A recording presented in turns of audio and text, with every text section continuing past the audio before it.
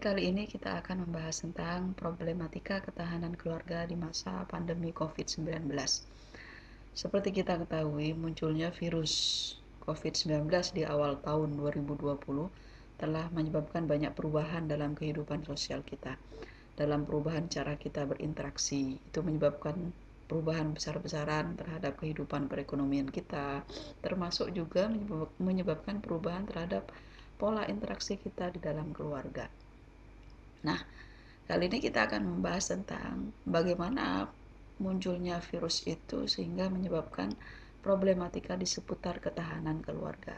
Cuma sebelumnya kita harus membahas tentang apa itu yang dimaksud dengan ketahanan keluarga, kemudian problem-problem apa yang muncul di seputar ketahanan keluarga berkaitan dengan munculnya virus COVID-19.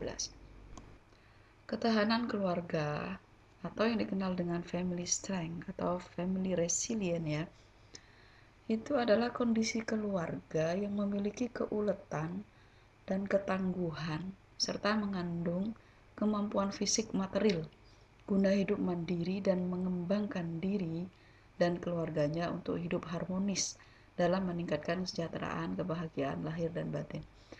Jadi yang dimaksud keluarga yang tahan itu yang keluarga yang ulet ya, keluarga yang tahan banting, punya keuletan, punya ketangguhan.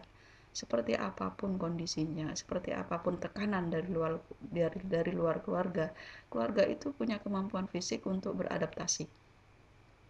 Jadi punya kemampuan fisik untuk mengembangkan diri dan keluarganya untuk tetap hidup harmonis, walaupun keadaan di luar sangat mencekam. Intinya seperti itu apa yang dimaksud dengan ketahanan keluarga. Keluarga itu unit terkecil dalam masyarakat, dalam sebuah masyarakat ya. Apa yang terjadi dalam unit terkecil itu, dalam keluarga itu, akan berpengaruh terhadap kehidupan masyarakat secara luas. Untuk itu, pemerintah membuat aturan-aturan tertentu terkait dengan ketahanan keluarga. Ya, aturan tentang ketahanan keluarga di Indonesia yang kemudian mendefinisikan ketahanan keluarga seperti tadi, seperti dalam slide yang kedua. Yang pertama, Undang-Undang Nomor 10 Tahun 1992 tentang perkembangan kependudukan dan pembangunan keluarga sejahtera. Kemudian Peraturan Pemerintah Republik Indonesia Nomor 1 Tahun 1994 tentang penyelenggaraan pembangunan keluarga sejahtera. Undang-Undang Nomor 52 Tahun 2009 tentang perkembangan kependudukan dan pembangunan keluarga, serta Peraturan Menteri Negara Pemberdayaan Perempuan dan Perlindungan Anak Nomor 06 Tahun 2013 tentang pelaksanaan pembangunan keluarga. Nah, di sini banyak sekali disinggung misalnya tentang fungsi keluarga itu apa yang disebut dengan keluarga sejahtera, apa yang disebut dengan ketahanan keluarga, dijelaskan. Bahkan dalam Peraturan Menteri Negara Pemberdayaan Perempuan dan Perlindungan Anak Nomor 06 Tahun 2013 ini dijelaskan tentang indikator-indikator apa yang bisa mengkategorikan suatu keluarga itu disebut keluarga yang punya ketahanan ya. Ini bisa Anda baca, bisa Anda cek. Ini juga bisa dijadikan kerangka teori ya nanti kalau Anda misalnya akan meneliti tentang ketahanan keluarga di tengah masyarakat, nanti skripsinya barangkali. Nah, dalam Peraturan Menteri Negara Pemberdayaan Perempuan dan Perlindungan Anak dicantumkan ada 5 dimensi ketahanan keluarga. Jadi jika 5 dimensi ini ada dalam suatu keluarga, maka keluarga itu akan tahan, akan memiliki ketahanan yang kuat ya. Yang pertama, landasan legalitas dan keutuhan keluarga. Nah, legalitas perkawinan dan kelahiran, misalnya kelahiran anak. Jadi dalam perkawinan kedua orang tuanya itu dicatatkan misalnya. Kemudian kelahiran anak-anaknya punya akte semua. Nah, keluarga yang legalitas perkawinan, legalitas kelahirannya ada, ini akan lebih memiliki ketahanan daripada yang tidak memiliki legalitas perkawinan atau kawin siri, atau kelahiran anaknya tidak memiliki akte. Kemudian tinggal bersama. Ini yang dimaksud dengan keutuhan keluarga. Keluarga yang tinggal bersama itu akan memiliki ketahanan lebih tahan ya daripada keluarga yang tinggal terpisah. Keluarga yang tinggal terpisah itu seringkali rentan terhadap perceraian. Kemudian juga kemitraan gender. Dalam keluarga itu ada ada ayah, ada ibu yang sama-sama meluangkan waktu untuk mengasuh anak. Kemudian ada keputusan-keputusan dalam keluarga yang itu diambil bersama-sama, tidak hanya ditentukan oleh ayah. Keuangan misalnya, memiliki berapa anak misalnya, itu juga ditentukan bersama-sama. Tidak hanya dikuasai oleh ayah atau hanya oleh ibu saja. Kemudian yang kedua, ketahanan fisik. Ketahanan fisik itu kecukupan pangan dan gizi. Keluarga yang punya kecukupan pangan dan gizi, keluarga yang punya kesehatan, tidak ada misalnya anggota keluarga yang sakit, punya penyakit berat, itu akan lebih tahan. Tersedia tempat untuk tidur. Tidur ini penting karena tidur ini mendukung kesehatan. Itu yang dimaksud dengan kesehatan, ketahanan fisik. Kemudian yang ketiga, ketahanan ekonomi. Ketahanan ekonomi ini kaitannya dengan kepemilikan tempat tinggal. Keluarga yang punya tempat tinggal tentu akan lebih punya ketahanan daripada keluarga yang tinggalnya di kolong jembatan, dikejar-kejar Satpol PP misalnya ya. Kemudian punya keluarga yang punya pendapatan keluarga. Pendapatan keluarga misalnya ayahnya bekerja, ibunya bekerja, kemudian pendapatan yang diperoleh tiap bulan itu mencukupi misalnya. Kemudian keluarga yang punya biaya pendidikan, anak-anaknya biaya pendidikannya cukup, kemudian juga punya jaminan sosial, punya tabungan, punya BPJS. Ya, tentu ya keluarga yang seperti itu akan lebih tahan daripada keluarga yang secara ekonomi memang lemah ya. Kemudian yang keempat, ketahanan sosial psikologi. Ini kaitannya dengan keharmonisan keluarga. Tidak ada kekerasan dari baik suami terhadap istri, istri terhadap suami. Tidak ada kekerasan orang tua terhadap anak, anak terhadap orang tua. Ini lebih tahan. Kemudian kepatuhan terhadap hukum. Keluarga yang patuh terhadap hukum, punya SIM misalnya, tidak melanggar hukum, tidak melanggar peraturan lalu lintas dan lain sebagainya. Kemudian yang kelima, ketahanan sosial budaya. Ketahanan sosial budaya ini kaitannya dengan kepedulian sosial. Lansia misalnya dalam keluarga itu tetap diayomi. Itu kan kepedulian sosial. Jadi orang tua itu tidak kemudian dipanti jompokan, tapi dirawat sendiri di rumah. Keeratan keluarga.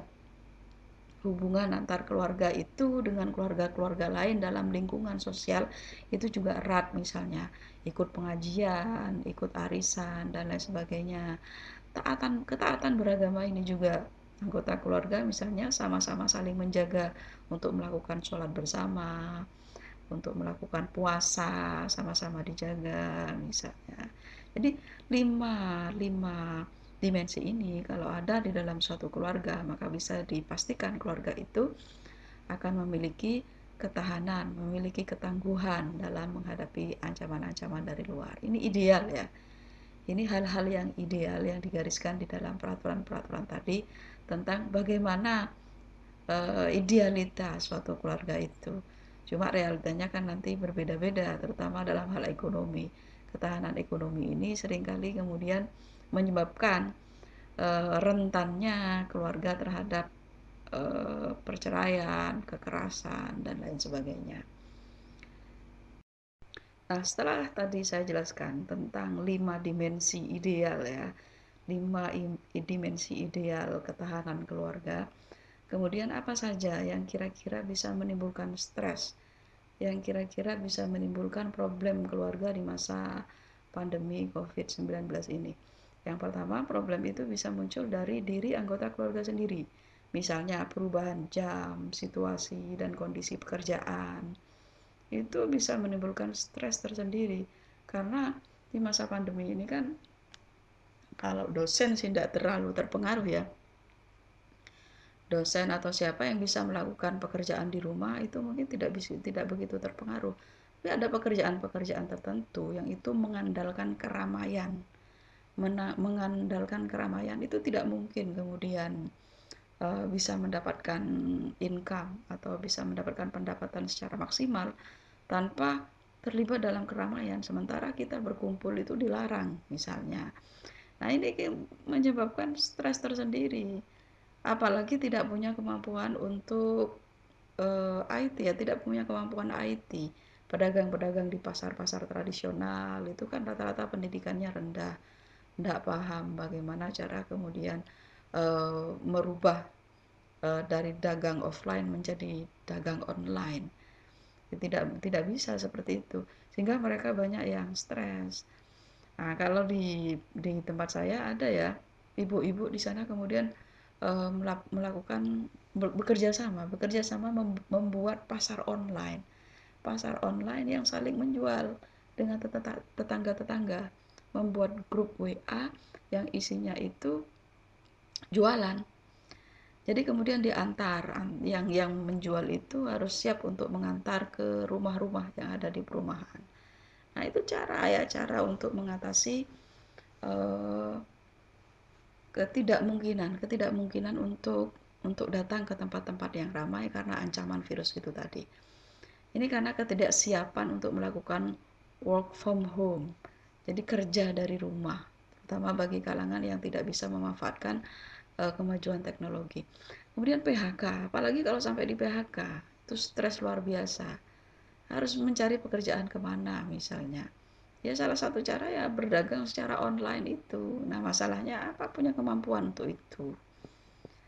Terutama kemampuan IT, kemampuan ekonomi, punya biaya atau tidak misalnya. Ini satu masalah yang muncul dalam diri anggota keluarga. Kemudian dari luar institusi keluarga, ini juga yang membuat semakin mencekam ya. Teman dekat terpapar COVID-19 misalnya. Kalau sudah ada teman dekat yang terpapar, kita mulai was-was, mulai stres juga. Jangan-jangan sebentar lagi kita yang kena dan lain sebagainya. Harga sembako tidak stabil, ini ya. Ini juga bikin stres. Berita di TV mencekam dan lain sebagainya. Ini tekanan-tekanan yang seringkali muncul di luar diri anggota keluarga. Kemudian hubungan antar anggota keluarga. Nah, ini kan semuanya harus berkumpul di rumah tuh. Anak-anak semuanya berkumpul di rumah. Sekarang mungkin ada sebagian yang sudah kembali. Kembali pun itu juga masih bisa menimbulkan was-was. Apa iya kemudian yang di pesantren misalnya ya, sebagian kan sudah kembali. Apa iya yang di pesantren itu bisa dijaga dari sisi kesehatannya, bisa dijamin tidak akan tertular virus. Ini orang tua juga was-was. Nah, tidak siap mendampingi anak belajar. Ini bagi yang anaknya di rumah. Sering seperti ini, karena biasanya anak itu dididik di sekolah, orang tua nggak mau tahu ya, terserah gurunya mau seperti apa. Tapi ketika ada virus ini, anak-anak kemudian di rumah dan orang tua harus mendampingi. Ini stres tersendiri. Kemudian yang kedua, kebosanan akibat unlimited togetherness. Padahal dalam relasi seseorang harus memasukkan togetherness dan spiritedness. Jadi terlalu sering di rumah, semuanya di rumah, nggak boleh keluar kemana-mana, ngumpul terus. Ini stres juga ya, bosan. Seharusnya kan bisa jalan-jalan kemana, ngobrol bukan hanya dengan anggota keluarga, tapi juga dengan tetangga, ikut arisan, ikut kegiatan sosial, sehingga ada variasi dalam hidup sehari-hari, dalam interaksi sehari-hari. Ini enggak. Di masa COVID ini, ya cuma bertemu dengan itu saja gitu ya, nggak kemana-mana. Ini sumber stres. Kemudian yang ketiga, terkejut karena perubahan kebiasaan pola hidup dalam keluarga. Jelas ini pola hidup berubah karena ada pola interaksi yang dibatasi. Pola relasi dalam keluarga kemudian berubah, relasi antar suami istri itu berubah, relasi antar orang tua dan anak dalam keluarga itu juga berubah. Nanti kita jelaskan nanti. Nah, perubahan pola relasi di dalam keluarga itu ada yang positif, ada yang negatif. Ini saya membahas relasi antar pasangan, relasi antar orang tua dan anak gitu ya. Yang positif apa? Positif dari dampak COVID ini karena harus tinggal di rumah semua, nggak boleh kemana-mana, mengurangi frekuensi kita keluar rumah misalnya. Yang pertama, merekatkan hubungan keluarga, itu yang positif ya. Yang dulu biasanya keluar rumah, kalau dosen tuh biasanya sering seminar, sering acara di luar sehingga banyak meninggalkan keluarga. Nah sekarang itu nggak bisa kemana-mana, semuanya harus di rumah, seminar dari rumah, kemudian mengajar dari rumah, Tuh.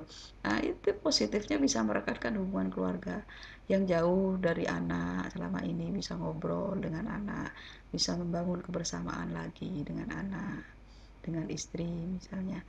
Kemudian yang kedua, menjadikan keluarga sebagai center of excellence. Jadi center of excellence ini pusat keunggulan.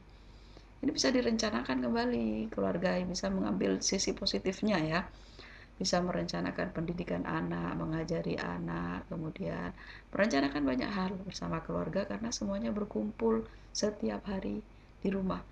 Kemudian yang ketiga, mengaburkan dikotomi domestik dan publik. Ya, tidak ada domestik dan publik karena semuanya bekerja dari rumah. Kalau dulu misalnya suami itu dianggap pekerjaannya pekerjaan publik, istri itu domestik. Karena tidak, semuanya bekerja dari rumah, sehingga semuanya domestik, tidak ada yang keluar rumah. Nah, ini kalau diambil sisi positifnya, maka ini membuat posisi antara suami istri itu menjadikan posisi yang setara. Tidak ada posisi yang lebih rendah, misalnya karena suami itu pekerjaannya publik maka dia posisinya lebih tinggi. Tidak, karena semuanya bekerja dari rumah. Kemudian sisi negatifnya juga ada. Nah, seperti yang saya jelaskan tadi, bahwa keluarga yang berkumpul tiap hari tidak pernah kemana-mana, itu ada jenuh, ada rasa bosan. Bisa jadi kemudian kalau tidak bisa mengambil sisi positifnya, akan terjadi sisi yang negatif, tingginya angka KDRT, misalnya karena stres karena di PHK, stres karena harus membanting setir dari mulai berdagang secara offline menjadi berdagang secara online misalnya. Bisa terjadi itu, angka KDRT menjadi tinggi, angka pelampiasan misalnya stres orang tua terhadap anak, terjadi kekerasan terhadap anak, itu bisa terjadi. Kemudian multi burden untuk perempuan. Multi burden ini berarti biasanya kan ada double burden ya. Double burden itu pekerjaan ganda. Tapi kalau pada masa COVID-19 ini bisa terjadi multi burden bagi perempuan. Kalau itu tidak ada pembagian pekerjaan dalam rumah tangga. Karena semuanya tinggal di rumah, maka pekerjaan ibu itu menjadi lebih banyak. Masak misalnya biasanya cuma 2 kali sehari karena makan siang suami biasanya di kantor misalnya ya. Ini masaknya bisa jadi 3 kali sehari. Karena misalnya juga tidak mungkin memberi makanan di luar karena takut tertular COVID-19 sehingga harus memasak misalnya. Harus mencuci piring 3 kali.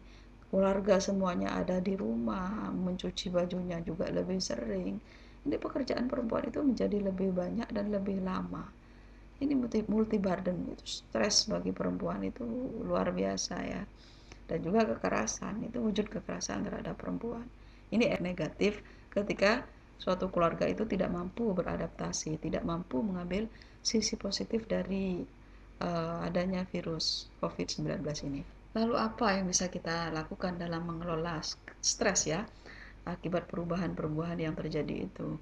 Yang pertama yang bisa kita lakukan dari dalam diri kita, yang menyadari dulu pandemi ini sebagai takdir Allah.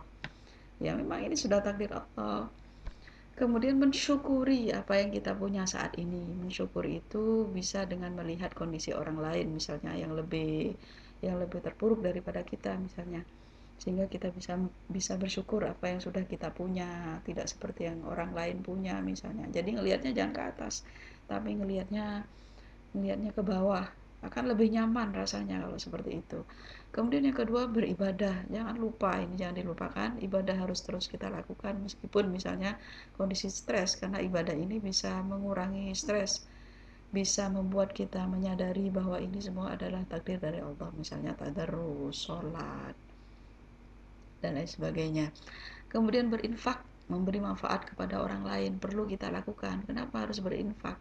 Ya, karena efek dari syukur itu tadi, kita harus mengeluarkan apa yang kita punya, yang orang lain yang posisinya lebih rendah dari kita, yang tidak dipunyai mereka, kita berikan kepada mereka, misalnya kita salurkan. Apalagi yang terdampak COVID ya, yang terdampak COVID itu kan nggak bisa kemana-mana, maka perlu misalnya kita juga ikut menyumbangkan harta kita bagi yang punya harta ya, memberi manfaat kepada orang lain misalnya. Ini bisa kita membuat pekerjaan-pekerjaan yang itu bisa mendatangkan manfaat kepada orang lain. Misalnya kalau Anda mahasiswa yang punya kemampuan untuk membuat aplikasi-aplikasi yang itu bermanfaat, lakukanlah itu di rumah gitu ya. Atau Anda bisa membuat